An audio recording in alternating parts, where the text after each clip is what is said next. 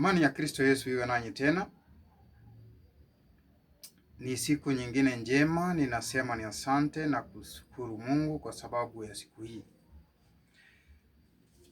Sauti ya Mungu ikaniambia niseme na watu wake. Huyu ni Mchumbe Michael, mtumishi wa Mungu.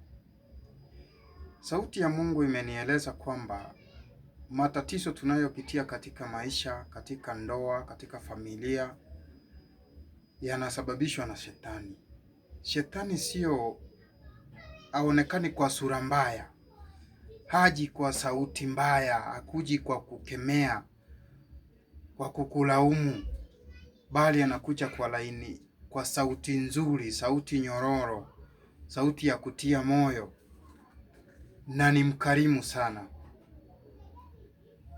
Akiwa anajua ukishamkubalia aingie katika maisha ya ndoa yenu, katika maisha yenu, katika maisha yako, baadaye ndiyo utajuta. Kwa hivyo tujiadhari sana. Wanawake, mahali mlipo, wale ambao muko kwa ndoa, waombee sana waume zenu. Wanapitia majaribu mbalimbali.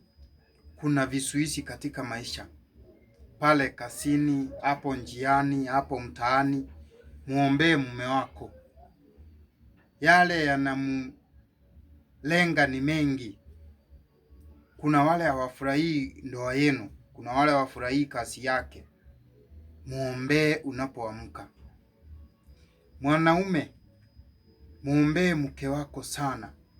Wale wanammezea mate ni wengi, wanaomtamani ni wengi, wanaotamani amani aliyo nayo ni wengi, ambao hawana nia nzuri. Kwa hivyo ombi langu ni kwamba muweke mke wako kwenye maombi. Muombe Mungu kulinda na kuzuia maovu yatakayokuja kwa maisha yake. Sitasema mengi, bali nashukuru na kusema ni asante. Ni kwa sababu huo ndio ujumbe wa leo. Tukirudi kwenye maandiko, wanawake wenye hekima waliwaombea waume zao. Wanaume wenye hekima waliwapenda na kuwalinda wake zao.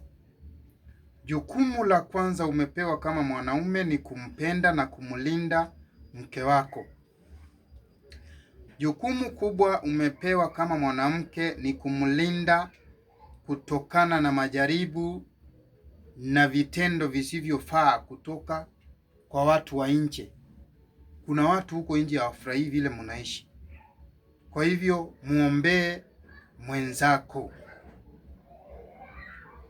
Amani ya Kristo iwe nanyi.